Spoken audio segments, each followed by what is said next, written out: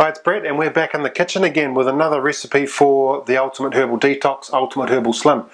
This recipe is suitable for the 30-day herbal detox, the 1 month herbal slim or the body tune, but not for the 14-day or the 7-day detox because it does have some fish.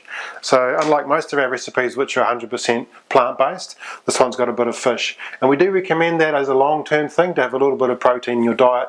I actually have a little bit of white fish and maybe a little bit of chicken breast or something like that once every couple of months, but the fish maybe once a week.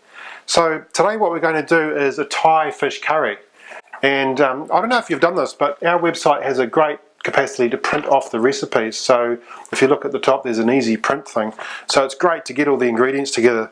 What I've got here today is the fish itself, which is about half a kilo of trevally, or you could use lemon fish, but it needs to be a fish that stays together and doesn't fall apart when it's put into a stir fry.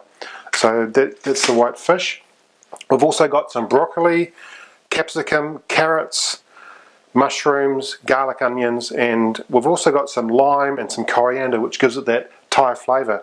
And I'm going to use a green Thai curry paste, and you'll see that in the snapshot. Alright, so let's get started.